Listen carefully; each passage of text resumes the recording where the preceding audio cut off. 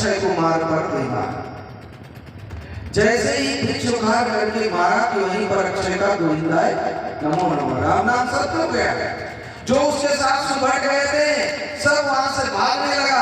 हनुमान जी ने कहा तुम कहाँ जा रहे हो? तो उसको फिर से पकड़ा, कुछ को तो पूंछ से ऊपर फेंका, कुछ को रगड़ रगड़ करके वहीं पर मारा, और कुछ ज्यादा चालाकी दिखा रहा था तो उसको ऐसा जोर से फेंका कि रावण के दरवाजे के पास ही गिरा। वो जाकर के वहां करने लगा रावण से कि गयो आपने अक्षय कुमार को भेजा तो वह अब नहीं रहा। सुनी सुत बद लंकेश निशाना, बहुत गुस्सा आया और तब जाकर के पठयसी मेघनाद बलवान, मेघनाद को भेजा कि जाओ उस मरकट का वध करके जल्द से जल्द आ जाओ।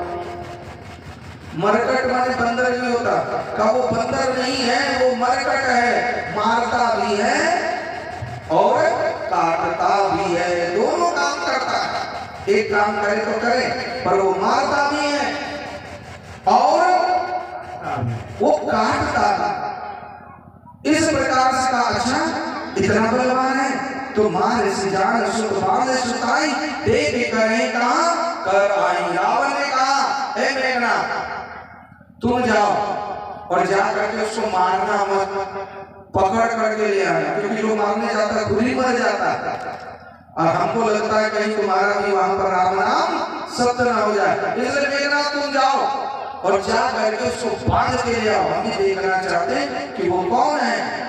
मेघनाद गया, सुबह को लिया और जब लिया तो मेघनाद को देखा कि अब सबको मारते रहे तो रावण के पास कैसे पहुंचे, एक यही जरिया है। तो अब जाकर के मेघनाद पहले ही कुछ सुबहों से पता लगाया कि मारता कैसे। कहा कि जाते प्रेम उखाड़ उखाड़ के मारता है। कहा कि आप उस पर भी विश्वास मत कीजिएगा, वो तो कभी कभी स्टाइल बदल बदल के भी मारता है, कभी रगड़ के मारता है तो कभी फेंक के मारता है, उसका स्टाइल का कोई ठिकाना नहीं है। पर जब पैर उठाए ना तो आप बच जाना, एकदम भाग जाना, नहीं तो पक्का आप मर करके ही आइएगा। मेघनाद का तुम हमको डराते हो? का डराते नहीं है, हनुमान जी की मारने का स्टाइल बता रहे हैं, कौन कौन तरीके से मारता। हम देख के आए, हम बच के आए, हम तो आगे नहीं जाएंगे, हम तो आपके पीछे पीछे रहेंगे। अच्छा अब मेघनाद ही आगे गया, सब पीछे पीछे डर के जा रहा है। तो मेघनाद को ऐसा गुस्सा मारा भगवान ने कि वहीं पर मेघनाद मूर्छित हो गया, बेहोश हो गया। और सब जो सुभट था वो तो छिप गया, कुछ पेड़ पर चढ़ गया। जब मेघनाद को होश आया तो देखा हम कहाँ हैं, तो देखा एक भूसा में हम भी पेड़ के ऊपर हैं। तब हनुमान जी दिखाई पड़ा।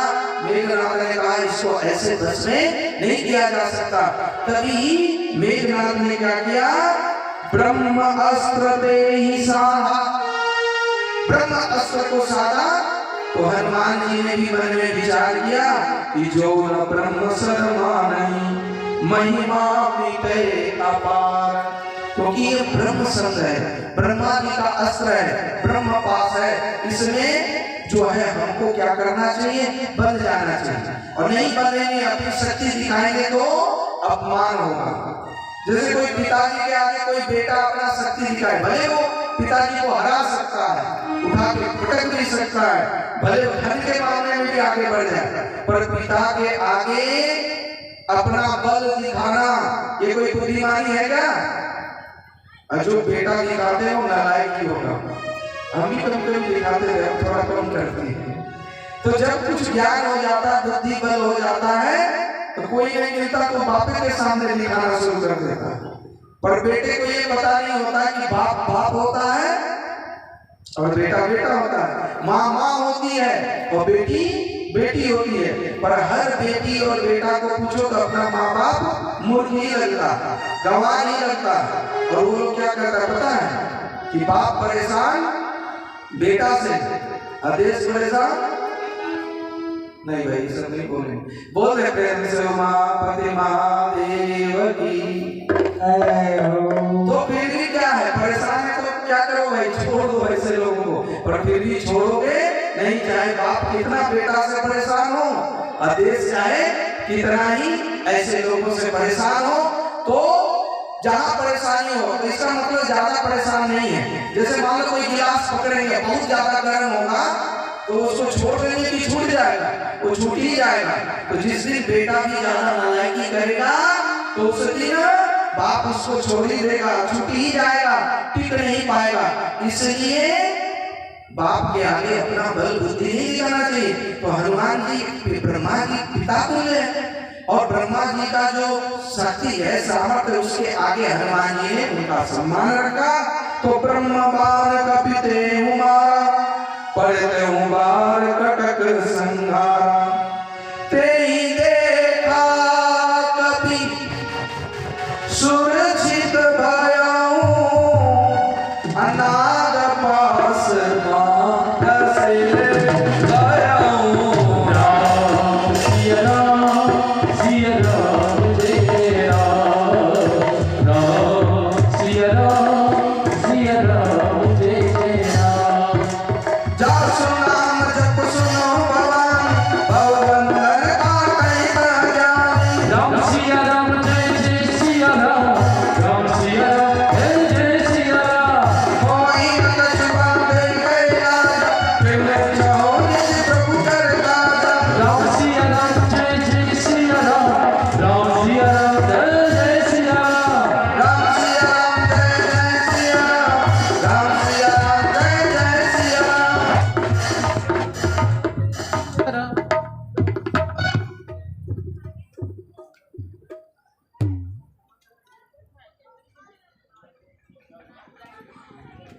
अरे जनरेटर चलने दो 2 घंटा, कितना तेल जलेगा? 2 लीटर या 4 लीटर?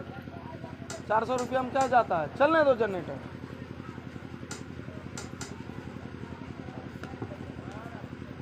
माइक से नहीं बोलते पर ऐसे समझ लो। होता क्या है, तावा गर्म हो जाता है ना तो रोटी बढ़िया बनती है।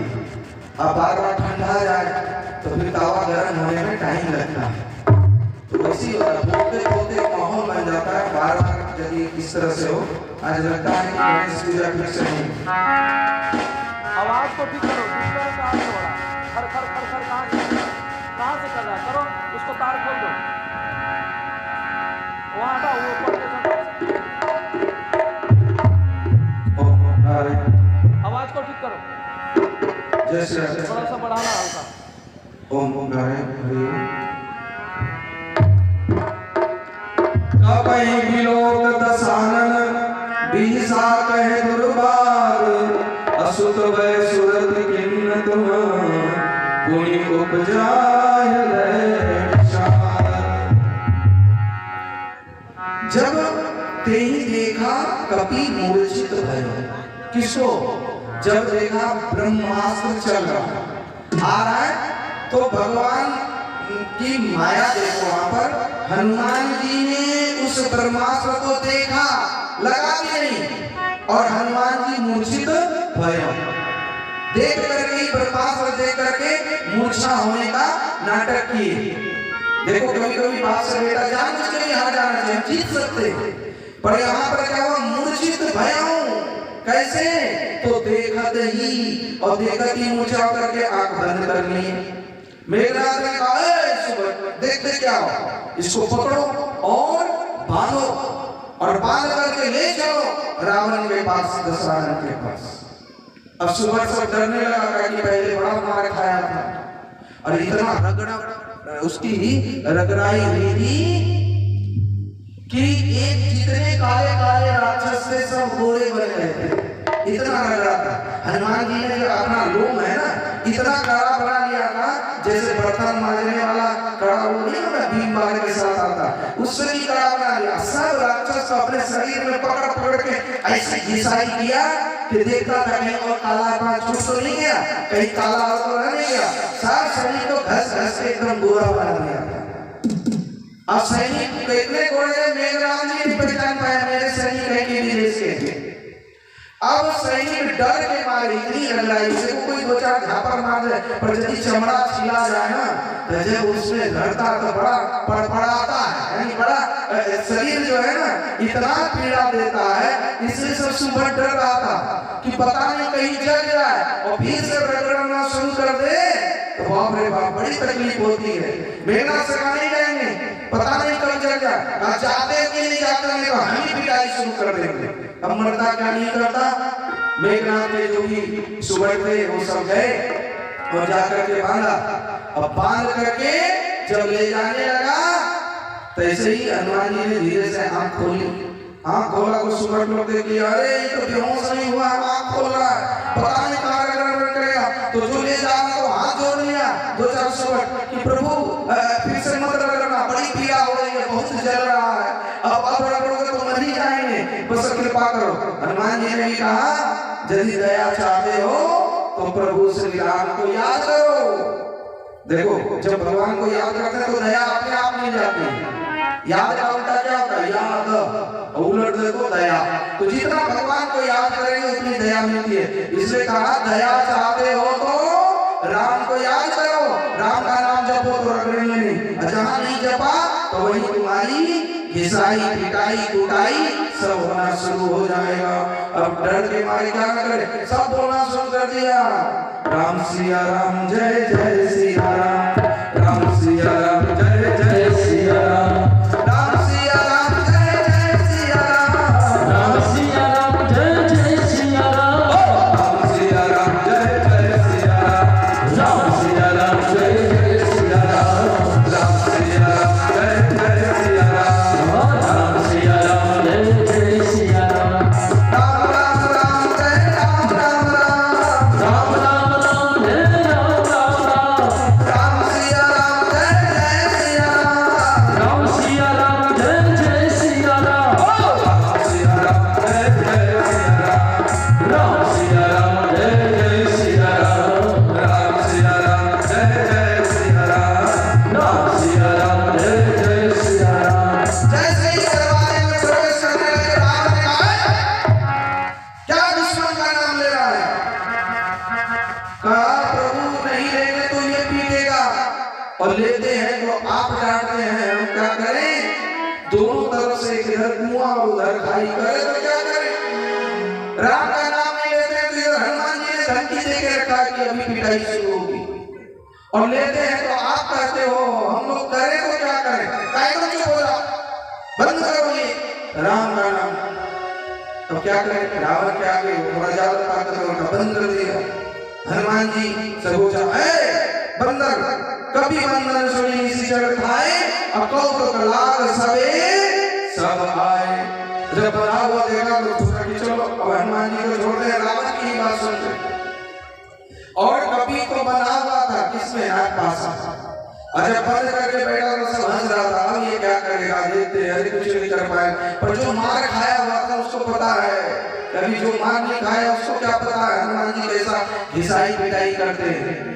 तो वो लोग हंस रहा था जिसके घिसाई पिटाई नहीं हो रहा था, बड़ा मुस्कुरा रहा था, अरे ये छोटा सा बंदर इसी से सब डर रहा है, का देखने में छोटा लगे घाव करे गंभीर। तो इस तरह से जब बैठा तो रावण से पूछने लगा कि कह लंकेश कवन तय कीसा, कहीं के बल गाले से बल कीसा, अकी तो आवत सुनत ही मोई, देखो अतक असट सट कोई। लंकेश ने कहा है तो क्यों बन में आया, और आया तो फल के साथ साथ वृक्ष को क्यों उतारा, और तुम किस हेतु से आए हो। इस तरह से धड़ाधड़ जब प्रश्न करने लगे तब हनुमान जी ने कहा चुप भी रहोगे तब बताएंगे कि तुम बोलते ही रहोगे, पूछते ही रहोगे, और तुम एक पूछोगे तो हमारे पास 5 जवाब है। तुमने कहा कि क्यों तुमने फल खाए, भाई भूख लगा फल खाए, ये हमारा जो है जन्मसिद्ध अधिकार है, भोजन पर सबका अधिकार है। कहा अच्छा तो पेड़ क्यों उतारे, कहा कि तुम्हारे जो रखवाले हैं वो हमको मारने आए, तो हमने भी वृक्ष उतार अपनी प्राण सबको प्यारे हैं, और कहते हैं कि प्राण की रक्षा करना ये धर्म है, हमने थोड़ी ऐसे मारा, तुम्हारे ये मारने आए तो हमने भी मारा। कहा अच्छा तो अब तुमको डर नहीं लगता, का भय किस बात की, जाके राके साइया मार सके न कोई, अपार न बाका कर सके जो जग बैरी हो, क्योंकि हमारे रक्षक तो प्रभु श्री राम है। अच्छा तुमको उस पर इतना भरोसा है, जानो मैं तुम्हारी प्रभुताई, असहस्र भाव सन पड़ो लड़ाई, समर भरी सन करो जस पावा, सुनी कभी वचन बहुत व्यासा। रावण तुम्हारा बल का भी हमको पता है, तुम जो अपने बल पर इतना अहंकार कर रहे हो, तो मुझे पता है तुम्हारी प्रभुताई। अरे सहस्त्र बाहुसन परिगणा, एक बार सहस्त्र बाहु भी तुम पराजित किया। अरे वो अपने गौशाले में 6 महीने तक बांध के रखा था रावण को, और कहा पाली को भूल गए क्या, या याद दिलाऊं कि 6 महीने कांख में दबा के घुमाया। तो तुम्हारी कितनी बल है, तुम्हारी कितनी ताकत है, ये हम सब जानते हैं। रावण देखा ही तो सब जानता, कहीं और बोल पट्टा ना बोले। तू वो सब क्या बात कर रहा, पहले ये बता कि तूने हमारे बेटे अक्षय कुमार को क्यों मारा। कहा बस इसलिए ही कि विनती करो जोर कर रावण, सुनो मन दीज मोर सिखावन, देखो तुम निज कूल नहीं बिचारी, अब्रह्म तजी भजो भगत वैचारी। कहा ये बंदर बड़ा दुष्ट है, अरे जिसने हमारे बेटे को मारा और इतनी दुष्टता की, इसके प्राण की रक्षा नहीं की जा सकती है, इसलिए इसका वध करो, इसको मार डालो। तभी विभीषण वहां पर आता है, बल्कि सभा में वो भी था, और विभीषण उठ करके खड़ा होकर के कहता है कि भैया अभिनय हो तो क्षमा कीजिएगा, पर एक बात हम बताते हैं, किसी भी दूत का वध करना ये नीति के विरुद्ध है, और ये राम जी का दूत है, काजी लगाते हो। कहा अच्छा गलती होगी, पर ये राम का दूत है, शत्रु का दूत है, पर दूत को प्राण से वध करना ये उचित नहीं है, इसलिए इसको कोई उचित सिखावन दीजिए और शिक्षा दंड दे करके इसको वापस भेजिए। अब हनुमान जी सोचने लगा क्या दंड देगा, कहीं इसको याद आ गया कि हमारा बहन को शूर्पणखा का नाक कान काटा है, और कहीं हमारा भी नाक कान काट के भेज देगा तो बड़ी बेइज्जती होगा। तो सोचा इसका ध्यान कैसे हटाए रावण का, तो नाक काट कहीं नहीं काट ले, तो रावण के आगे हनुमान जी क्या किए, अपना पूंछ हिलाना शुरू कर दिए। अब बार बार पूंछ लेकर के पूंछ को ऐसे वैसे और पूंछ को सहलाने लगे। तो रावण को लगा अच्छा इसको ममता पूंछ पर है, पूंछ से बड़ा प्यार करता है, तो एक काम करो, अरे इसके पूंछ में ही आग लगा दो। कहते हैं हनुमान जी की पूंछ और रावण की मूंछ। इसमें स्वामी राजेश्वरानंद जी हैं, बड़ा सुंदर विनोद किए हैं। तो ये रावण की पूंछ और हनुमान की मूंछ की लड़ाई शुरू हो गई। अब पूंछ को कहा कि लाओ और इसको घी तेल से कपड़े में लपेट करके इसके पूंछ में लपेटो और आग लगा दो। अब ज्यों-ज्यों लपटते चला जाता है, त्यों-त्यों हनुमान जी अपनी पूंछ बढ़ाते चले जाते हैं। अब जिस घर से चंदा आ रहा है, चंदा मतलब कपड़े का, घी का, तेल का आ रहा, हनुमान जी को कह रहे हैं कि जिसके घर से चंदा आ रहा है उसके घर में प्रसादी भी जरूर पहुंच जाएंगे। भाई जो चंदा देगा उसी को प्रसाद मिलेगा, वही न पुण्य का भागी होगा। अजय चंदा देगा ही नहीं तो उसको फल कहां से मिलेगा। पर यहाँ चंदा दिया बुरा काम के लिए, इसलिए हनुमान जी बोले अच्छा जिसके घर से चंदा आ रहा है अभी बताते हैं उसको प्रसाद कितना बड़ा मिलेगा। तो बुरा काम के लिए दे रहा था। कई लोग देते हैं, चंदा देते जरूर है, जैसे कोई डर से कोई भय से, कहीं ऑर्केस्ट्रा हो वहां देखो 2-400 रुपये कैसे देते हैं, और जब साल में 5 ऑर्केस्ट्रा हो तो किसी को ऐतराज नहीं है, और वहीं 2 कथा हो तो ऐतराज शुरू हो जाती है। इसलिए अच्छे काम में चंदा देने से उसका फल जरूर अच्छा ही मिलता। हनुमान जी का और लाओ चंदा इस काम में, हमारे कुछ जलाने में प्रसाद तो जरूर मिलेगा। कहते हैं कि पसन ही नहीं सोह सुरारी असद भूषण दूषित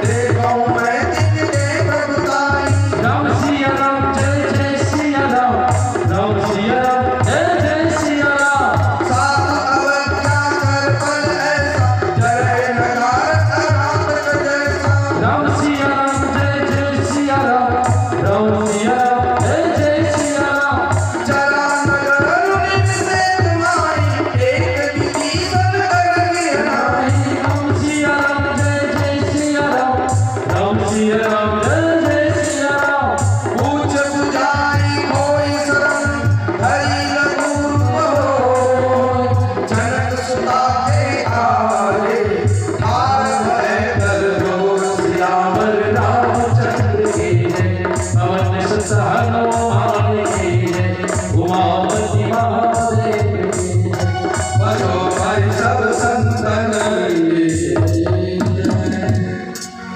अब पूछ में लपेटते लपेटते कपड़ा बचा ही नहीं। इतना चंदा आया, फिर भी कार्य पूरा नहीं हुआ। घी तेल सब से खत्म था। तभी दस्कंदर ने, रावण ने सुनत बिरह से बोला, दस्कंदर अंग भंग कर पठाओ बंदर। अरे आप देखते क्या हो, इस बंदर के पूछ में आग लगाओ, अंग भंग करो। और जैसे ही आग लगाया, विशाल भूधराकार शरीरा बनाया और कनक भवन, उस जो सोने का लंका का महल था, एकदम बिल्कुल ऊंचे अट्टारी पर चढ़ गया। चढ़ करके जिसके घर से चंदा आया, उसके घर में प्रसादी देना शुरू, उसका घर चलना शुरू हो गया। अब तो सब त्राहिमाम करने लगा। सब रावण से कहा, रक्षमाम बचाइए, अरे घर चल रहा है। कहते हैं लंका में एक भी घर नहीं बचा, एक घर बचा। किसका? विभीषण का घर छोड़ करके बाकी सभी घरों में आग लग गई। क्यों लगी? क्योंकि विभीषण के घर से चंदा ही नहीं आया था बुरा काम के। इसलिए कहा कि जब इसके घर से चंदा ही नहीं आया है तो इसको प्रसादी क्यों मिले? इसलिए हनुमान जी ने उनको प्रसादी उसके घर में दिया ही नहीं, क्योंकि उसके घर से चंदा नहीं आया था। और सबका घर जल गया, पर एक विभीषण का घर नहीं चला। इसीलिए कहा, साधु अवज्ञा कर फल ऐसा, अजय नगर अनाथ कर जैसा। अब जब पूरी आग लग गई तो इधर पवन सिंह के और भाई के कौन 49 मर्दगण, ये 49 मर्दगण हवा ये भी आ गए और जोरों की चलने लगी। तेजी से आग फैलने लगा। सब बचाओ बचाओ करके लंका नगरी से बाहर भागने का प्रयास करने लगा। तब हनुमान जी को ख्याल आया कहीं आग अशोक वाटिका तक न जाए। तब जाकर के अपने को समेटा और समेट करके आधा अधूरा जला करके फिर जाकर के हनुमान जी अपने उग्र रूप से शांत रूप हुए और शांत रूप होकर के समुद्र किनारे जाकर के पूंछ की आग बुझाई और बुझा करके तब जाकर के विदा लेने के लिए माता जानकी के पास हनुमान जी आए। मातु मोहि दीजे कछु चिन्हा, जैसे रघु नायक मोहि दीना। सिया राम जय जय राम, राम सिया राम जय जय राम। तब मैया क्या करती है? चूड़ामणि उतरी तब बताया, हर्ष समेत पवन सुत राम सिया राम जय जय राम, राम सिया राम जय जय राम। सिया राम जय जय राम।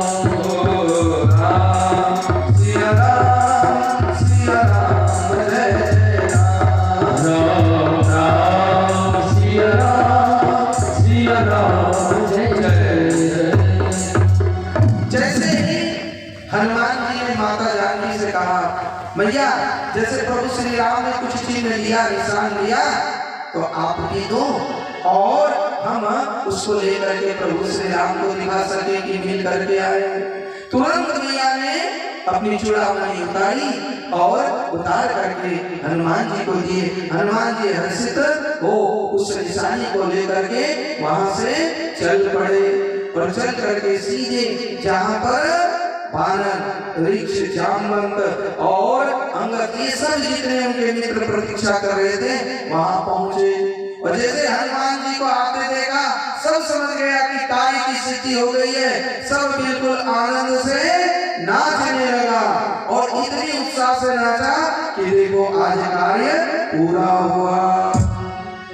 आइए हम सभी आनंद से आज झूमते हुए प्रभु श्री राम जी के चरणों में हनुमान जी के साथ चले। सभी फल खाते हुए नाचते कूदते हनुमान जी के पास जा रहे हैं। हनुमंत विपत प्रभु सोई, जब तब सुमिरन भजन होई। एक बात तब सत धन की, हरि जान अगर धन की। सुन कब देखा हर उपकार, नहीं तो सुरनर होई धनवारी। अति उपकार करो का तोरा, सनमुख होई सौजन मोरा। सुन सुख तेरी आन मैं नाई, देखूं बलि चरण भाई। पुनि पुनि तपहि चितव सुर दाता, भोजन निष्ठन भवन विधाता। बार बार प्रभु जय उठावा, प्रेम मनंतनि भव भावा। प्रभु कर पंकज अभिषेक सीसा, तुम्हारी सुख सकल कन गौरीसा। सावधान मन कर पुनि संत, लागे कहन कहन सुंदर, लागे कहन सुंदर, लागे कहन अति सुंदर। उमा राम सुभव जय जाना, अताई भजन तजी भवना। शंकर भगवान कह रहे हैं उमा से कि देखो, जब हनुमान जी वहां से आए तो सुग्रीव को लगा ये सब फल फूल खा रहे हैं, एकदम नाचते गाते आ रहे हैं, इसका मतलब है ये लोग कार्य की सिद्धि करके आ रहे हैं, नहीं तो कोई फल खाते हुए नाचते झूमते कैसे आता। सुग्रीव जी के साथ आगे कर करके प्रभु श्री राम के चरणों में सभी एक एक करके प्रणाम किए, और जाने वक्त जैसे हनुमान जी सबसे पीछे प्रणाम किए, वैसे हनुमान जी आने वक्त ही सबको आगे कर दिए। मानो कार्य की स्थिति यही लोग की है, और सबसे पीछे हनुमान जी खड़े रहे, और बाद में हनुमान जी प्रणाम किए और जो चूड़ामणि थी वो दिए। सारी बात बताए कि प्रभु अब विलंब मत कीजिए, आप पूरी सेना को लेकर के लंका पर चढ़ाई कीजिए, रावण का वध करके मैया सीता को ले आइए, नहीं तो प्रभु अब मैया का धीरज रखने का जो धैर्य शक्ति है अब वो जवाब दे रही है। तब जाकर के बिल्कुल चरणों से झिपट करके जब अश्रु बहा रहे थे, तब प्रभु श्री राम जी हनुमान जी को उठाते हैं और उठा करके गले से लगाते हैं, और गले से लगा करके हनुमान जी को उधर मैया ने बेटा का आज पहली बार राम जी कहते हैं कि सुनिए राम जी, अब राम जी कह रहे हैं सुनिए हनुमान जी, आज आपसे हम नजर मिला नहीं पा रहे, आपने बहुत बड़ा उपकार हमारे ऊपर किया है। प्रति उपकार करूंगा तोरा, असन्मुख होए सकत न मन मोरा। हमारा मन, हमारा हृदय, हमारी नजर आपके सन्मुख नहीं हो पा रहा। हम इस उपकार को कभी भी चुकता नहीं कर सकते, कभी भी पूरी नहीं हो सकते। इसलिए हे हनुमान जी आप धन्य हैं। आज खुद राम हनुमान की बड़ाई कर रहे हैं। हनुमान जी नजर नीचे करके कहते प्रभु ये सब हमारा कुछ नहीं है, ये तो सब आपकी कृपा से, आपकी शक्ति से ही हमने ये जो कुछ भी है ये किया है। इस प्रकार से कहा कि नहीं अब विलंब नहीं करना, तो सबने सेना तैयार की। अब राम लक्ष्मण जी के साथ सभी जो है अब लंका पर चढ़ाई के लिए अब चल पड़े। चिक रही गज डोल, चिक रही गज डोल मही डोल सागर भरे मन हरस संग गंधर्व सु मुनि नाग किन्नर दुख कहे कट कटहि मर कल भगव कोटि कोटि रावण जय राम प्रभु आप नाग गुण सर गावई सर सगन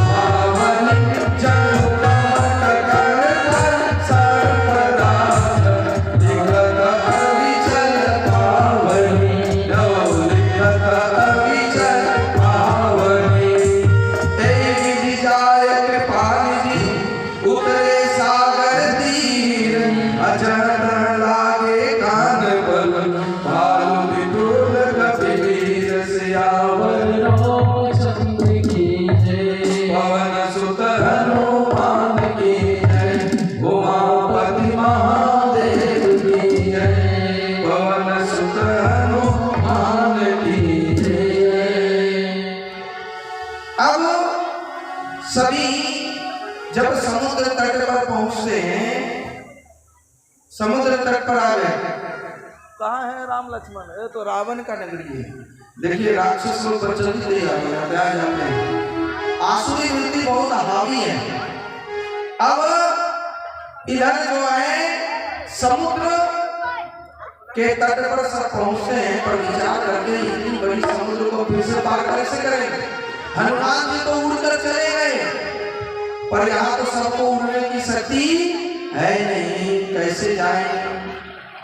इधर राम की चिंता मग्न है, चिंतातुर है कि करे तो क्या करें। सभी कोई बैठ करके वहां पर मंत्रणा कर रहे हैं।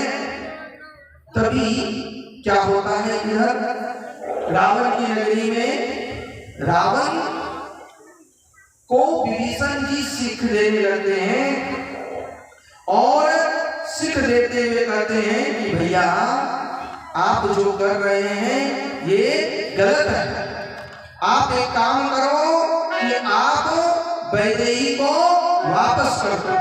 जैसे वैदेही को वापस करने की बात सुना, रावण से रहा नहीं गया और विभीषण को ऐसा लात मारा, शरण प्रहार किया। काले दुष्ट तो हमें ही सिखावन देता है, इसलिए 14 भुवन एक पति भूत द्रोह तिष्ठे नहीं सोई। अरे हम इस 14 भुवनों के मालिक हैं और ये भूत प्रेत सब हमारे ही रक्षक हैं। अरे इंद्र भी हमारे हैं, यहाँ पर जो है हाथ जोड़कर खड़े रहते हैं, हम क्या किसी से कम हैं। पर रावण इस बात को जानता था, यहाँ समझ लो। विभीषण कोई मंदिर बना के दिया था, कहाँ? लंका में, कि तुम बड़ा भगवान का भक्त हो, भजन करते हो, तो ठीक है तुम भजन ही करो।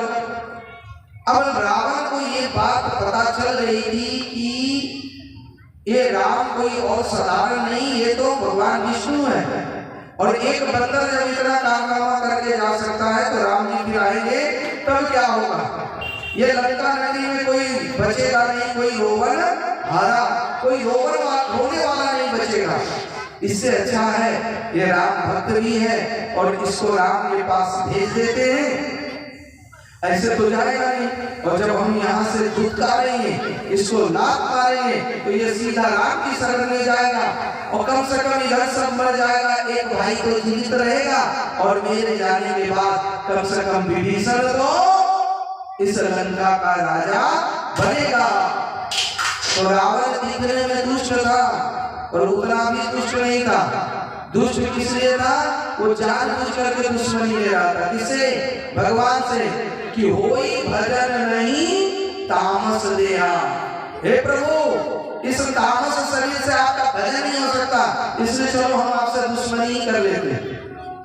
एक बात यहाँ है, भगवान से यदि प्रेम नहीं कर सकते तो चलो भगवान से दुश्मनी कर लो, क्योंकि दुश्मनी करते करते कि भगवान होता नहीं है, भगवान है नहीं, भगवान दिखाई नहीं पड़ता, किसी बहाने भगवान को नाम लोगे, भगवान से जुड़ोगे तो भगवान किसी न किसी रूप में कृपा कर ही देंगे।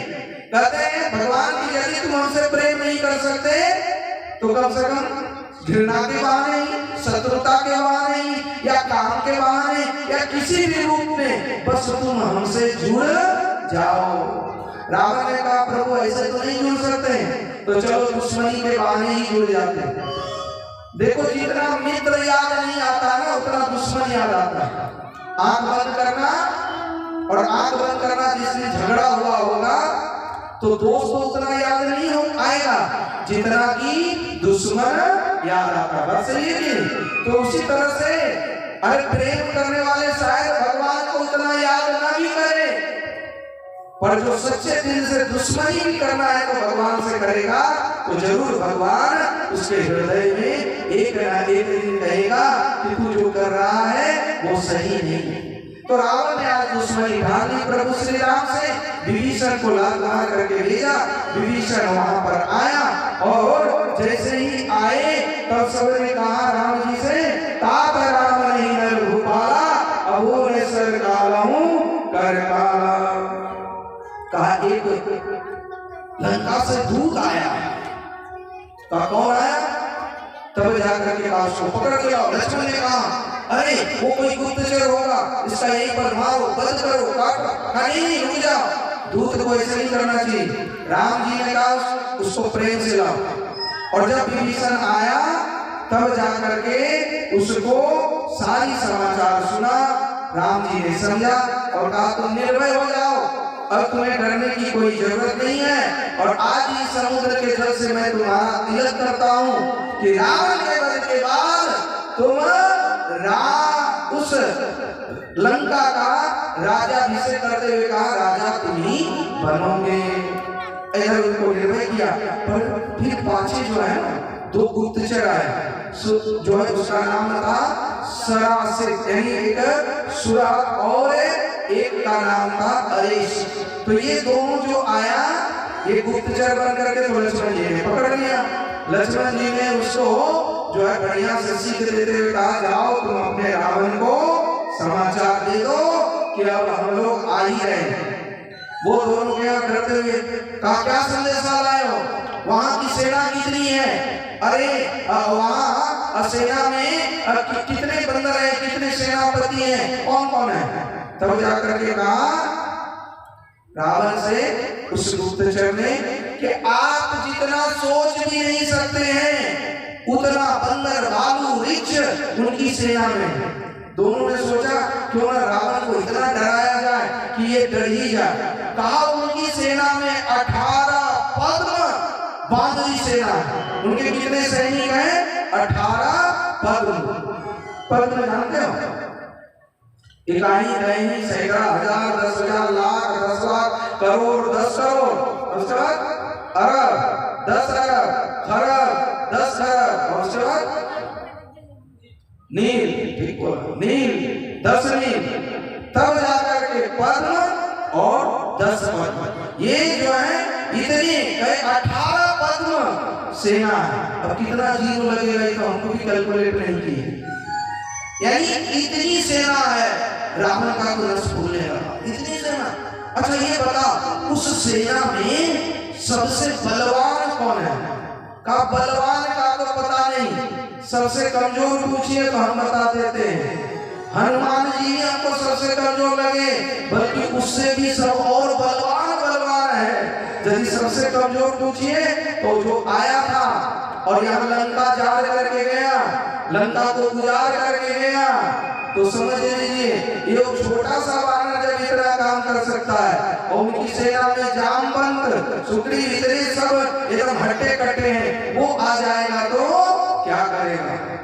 रावण ने कहा कि ये ललिता है थोड़ा ज्यादा ही कुछ बोल रहा है, तो मेरी प्रभाव को नहीं जानता है।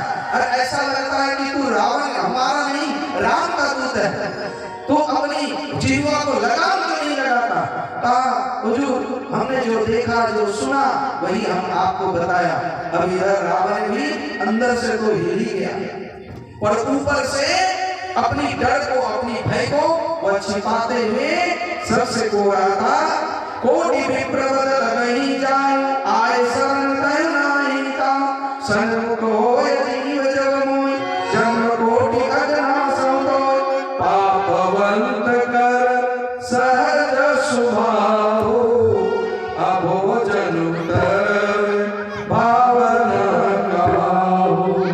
सादर तेरिया ये करिबान चले जहाँ रघुपति कर ना कर राम। सिया राम जय जय राम, राम सिया राम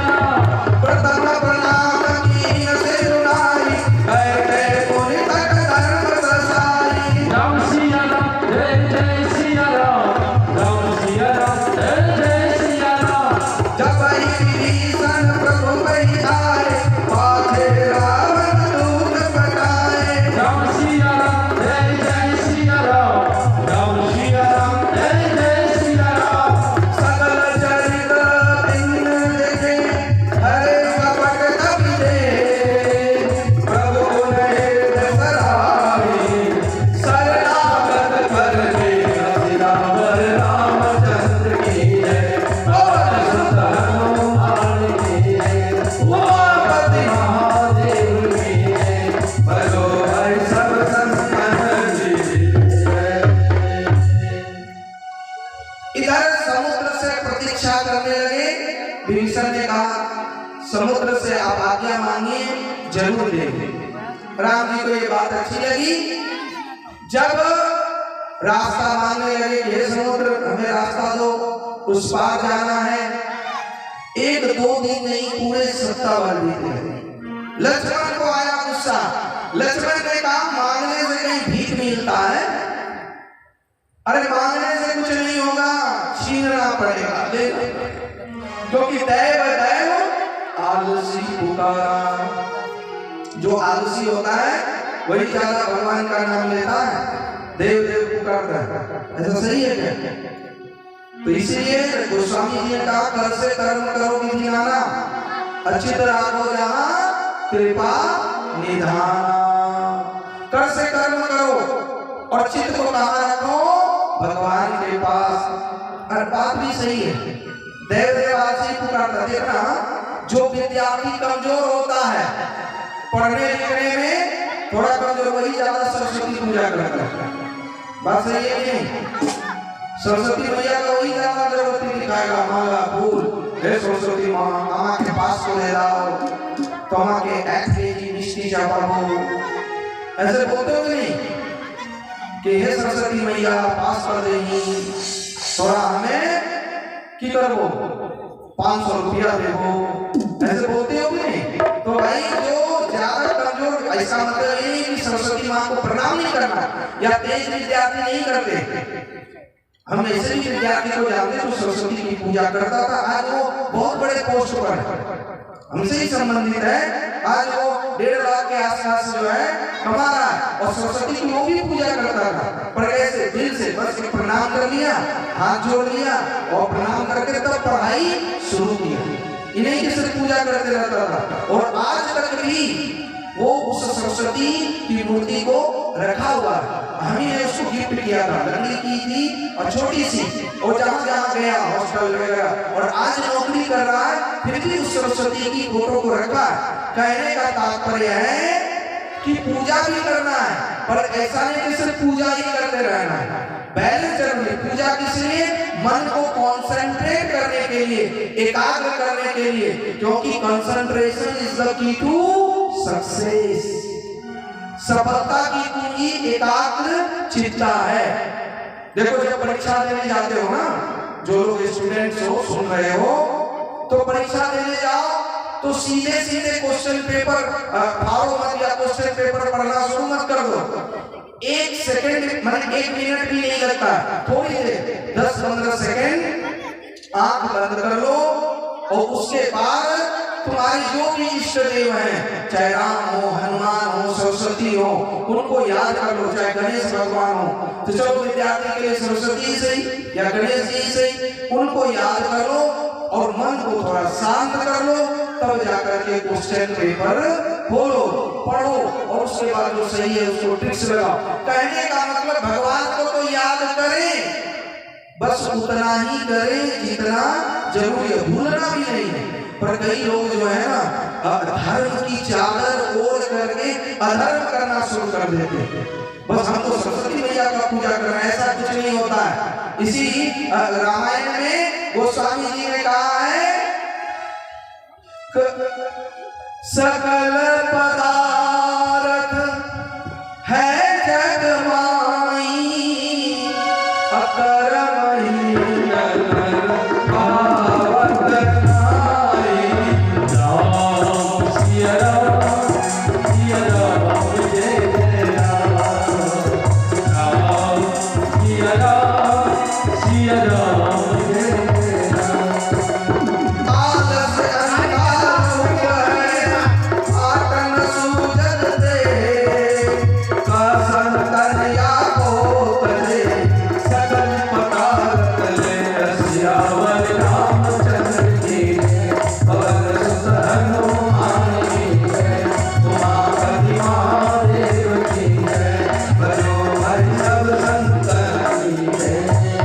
सकल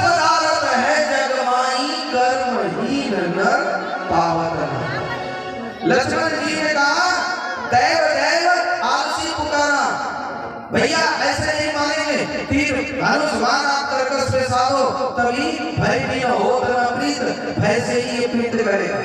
राम जी ने कहा अरे थोड़ी देर धैर्य रखो, हमें हाथ जोड़ना आता है तो हाथ खोलना भी, पर पहले हाथ खोलना उचित नहीं है, पहले हाथ जोड़ करके काम करना चाहिए। जब मार नहीं दिया तब धनुष्मान चढ़ाया, तब समुद्र को लगा खैर नहीं, हाथ जोड़ करके और अपने भेंट स्वरूप रत्न हीरे मोती जवाहर ये सब लेकर के राम जी के पास आए। कहा इतना विलंब क्यों किए? कहा प्रभु आपकी हमें धैर्य की परीक्षा लेना चाह रहे थे, पर विलंब के लिए हम आपसे क्षमा चाहते हैं, हमें माफ कर दीजिए और ये भेंट स्वीकार कीजिए। प्रभु श्री राम ने कहा स्वीकार है, पर ये सब लेकर के हम क्या करेंगे? हमारा जो कार्य है उस कार्य में तुम सहयोग करो। कहा बस एक चीज हम सहयोग करेंगे प्रभु, ये जो ऊंचा ऊंचा लहर है ना, समुद्र तो टीवी पर देखे ही होंगे, मोबाइल में देख लेना, बहुत ऊंची ऊंची लहर होती है। नहीं तो कभी जगन्नाथपुरी जाना घूमने तो देख लेना, पता लग जाएगी। जाना है हमको भी, कहना साथ में हम ही जाएंगे वहां। तो इस तरह से लहर जब ऊंची आई थी है तो समुद्र ने कहा हम अपनी लहर को शांत कर लेंगे और आप वहां पर जल को भी कम कर लेंगे, और प्रभु आप इसमें से अपना मार्ग बना लीजिएगा, और यही हम कर सकते हैं। इतना ही मेरा सामर्थ है, बस इतना ही बहुत है। देखो आज भी जब रामेश्वर जाओगे, कौन कौन गए हो रामेश्वरम? रामेश्वरम दोनों हाथ उठा, ऐसे को हाथ नहीं उठाए, एक ही आदमी का हाथ उठा तो एक दो लोग गए हो। चलना रामेश्वरम, जो नहीं गए बनाओ ना भाई, सैर कर दुनिया की काबिल जिंदगानी फिर का, और जिंदगानी अगर बच रही तो नौजवानी फिर का। कहेंगे बाबा जब भगवान बुलाएंगे तो ठीक जाएंगे, अब पैसा कहाँ है, बहुत पैसा चाहिए, खर्चा भी होता है। मान लो रामेश्वरम जाने में करीब करीब 10,000 का खर्च तो मान के चलो। कहने का तात्पर्य है साल में एक बार तीर्थ करो। कई लोग ऐसे करते, तीर्थ करने से क्या होता है? तो भाई तीर्थ करने से कुछ नहीं होता, तो कुछ भी करने से कुछ नहीं होता, बल्कि भाव से आप जब तीर्थाटन करोगे तो देश दुनिया को जानोगे तो मन पर बहुत असर होता ही है, ऐसी बात नहीं है।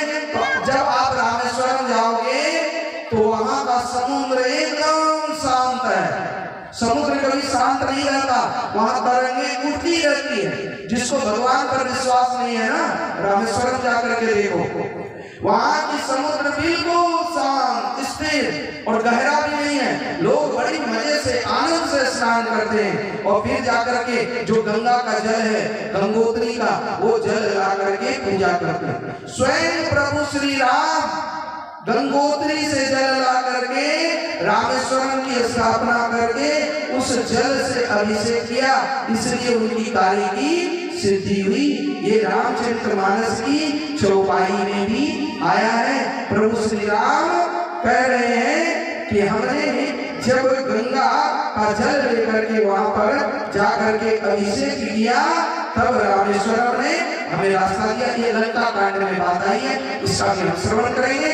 तो रामेश्वरम का जल स्थिर है, ये चमत्कार है। आज भी बहुत से चमत्कार है, और वैज्ञानिक भी इसको सिद्ध नहीं कर पा रहा कि कैसे हो रहा।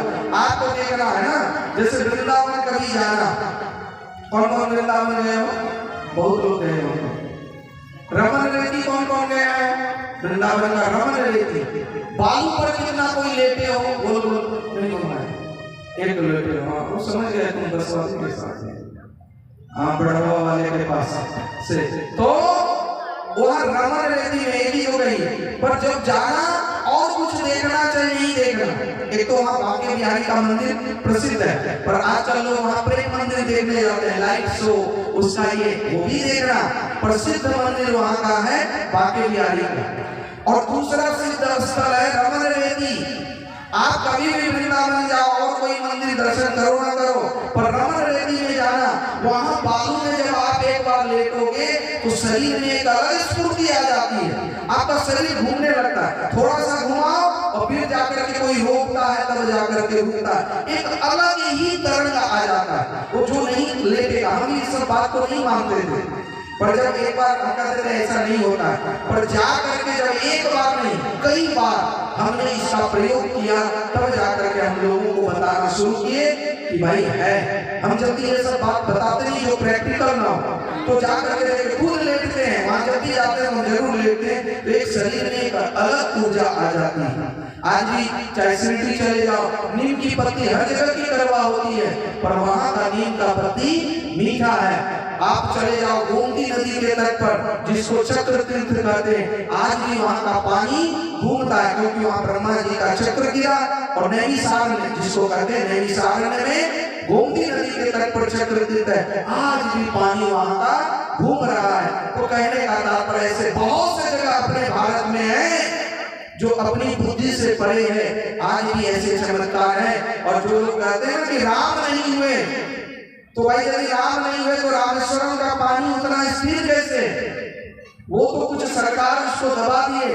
अब बाद में पता चला कि आज भी आप जब रामेश्वरम से थोड़ी दूर है, 14 किलोमीटर पर है धनुषकोटी, आप धनुषकोटी जाओगे तो वहां से लंका ज्यादा दूर नहीं है, मात्र 30 या 34 किलोमीटर का दूर है, यानी यहाँ से पाकुड़ के आसपास समझो, यानी इतना दूर पार करते ही लंका पहुंच जाओगे। वहां से थोड़ा बहुत दिखाई पड़ता है वृक्ष आदि, और वो पत्थर पानी भी उथला है, तो कैसे कहें कि राम सेतु नहीं था, कैसे कह दे कि राम नहीं था, और कैसे कहें कि प्रभु श्री राम की कथा काल्पनिक है। पर कोई गया नहीं, प्रमाण करने का कोशिश किया नहीं, बस सुनी सुनाई अपने मन की हिसाब की बात बोलने लगता है। कई लोग आज हम ऐसे ही, ये लोग मोबाइल देख रहा था, तो मोबाइल में कोई बोला था सरस्वती मैया का पूजा करने से क्या होगा, सरस्वती मैया कोई देवी थोड़ी है, कोई विद्या, बताओ। अब उसको कुछ और बोलना था, सरस्वती मैया सनातन धर्म का ही विरोध करने लगा। भाई हमारे पुराण में है तो है, पर सरस्वती मैया नहीं है, पर वो बात विद्या की देवी है, एक रूपक है, एक प्रतीक है, बस उसको मान करके हमें अपने पढ़ाई में लग जाना चाहिए। जब लक्ष्मण ने कहा देव देव आशीष उतारा, राम जी ने लक्ष्मण उठाया, समुद्र ने जो है अपने उपहार लेकर के आया, रास्ता देने को तैयार हो गए, कहा हम शांत बने रहेंगे। अब सोचने लगे कि कैसे पार जाएं, उस पार किस तरह से हो। तो समुद्र में अब ये विचार ही हो रहा था, तभी जाकर के इधर नल और नील बड़ा कुशल कारीगर थे, विश्वकर्मा के पुत्र नल नील जामवंत ने कहा कि हम पार जा सकते हैं यदि नल नील पुल को बनाने का कार्य शुरू करें। नल नील ने कहा सब पत्थर लाओ और उसमें रा और म लिख करके उसको जल पर छोड़ो, वो जुड़ते चला जाएगा और पुल बनता चला जाएगा। इधर सब एक पत्थर में रा लिखता, एक में म, यही सीमेंट का काम कर रहा था। बल्कि राम सेवा के लिए क्या हुआ, जितने भी समुद्र के जीव जंतु थे ना, मछली, मगरमच्छ और सब सांप, ये सब ऊपर आ गए और वो अपना पीठ लगा दिए, यहाँ की कछुआ भी लगा दिए कि भाई थोड़ा पत्थर कम लगे और जल्द से जल्द पुल बन जाए। इस तरह से राम सेतु बनाने में सभी ने सहयोग किया, यहाँ तक कि गिलहरी भी बालू लेकर के लेटती थी और जा करके वह छोड़ती थी। जब इस कार्य को प्रभु श्री राम जी ने देखा तो बड़ा आनंद आया कि गिलहरी देखो ये छोटा सा जीव, ये भी इस कार्य में संलग्न है। उसको प्यार से हाथ में उठाया और उसके पीठ पर अपनी अंगुलियां फेरी। कहते इसलिए भारत की गिलहरियों पर वो 3 चिन्ह है और दूसरे जगह की गिलहरी में वो पाया ही नहीं जाता है। आज भी प्रभु श्री राम के चरण जो है अंगुली के निशान गिलहरियों पर पाया जाता है। पर राम जी ने सोचा ये कैसे हो रहा, मेरा नाम लिख करके कैसे पुल बना रहा है। एक बार ये रामचरितमानस में नहीं है, अन्यत्र आया है कि प्रभु श्री राम पत्थर को लेकर के अरे राम लिख करके से छोड़ रहे थे, वो पत्थर टूट जा रहा था और इस दृश्य को हनुमान जी पीछे से देख लिए। तो हनुमान जी ने जब देख लिया कि हम जिस पत्थर को वहां समुद्र में छोड़ते वो डूब जा रहा है और नल नील ये सब पत्थर को जैसे ही रख रहे हैं सब तैर रहा है, सब जो है जल में वो पुल जुड़ते भी चला जा रहा है, आखिर क्या कमाल है। तो जैसे ही हनुमान जी पर नजर पड़ी राम जी की, राम जी थोड़ा सोचा है कि हमारा नाम लेकर के जो पत्थर पानी में फेंक रहा है वो तैर रहा है और हम जिसको छोड़ रहे हैं वो डूब जा रहा है। आखिर बात क्या है? तो हनुमान जी ने प्रभु की मन की बात समझ ली। कहा प्रभु आप जिसको छोड़ दोगे वो तो डूबना ही है और आपका नाम जिस पर अंकित हो जाएगा वो तैरना ही है। इसलिए प्रभु आपसे भी अधिक आपके नाम की शक्ति है और आपके नाम लेकर के ही ये जीव भवसागर को तर जाते हैं, इसमें कोई संदेह नहीं है। इसीलिए कहा गया राम से बड़ा राम का नाम। आइए इस भजन को सुनते हुए हम लोग भी इस जीवन रूपी फूल को बनाने में निर्माण में सहयोग करें। याद है ये भजन? हाँ, आइए हम सब इस भजन को गाने का प्रयास करें। बोल श्याम रामचंद्र भगवान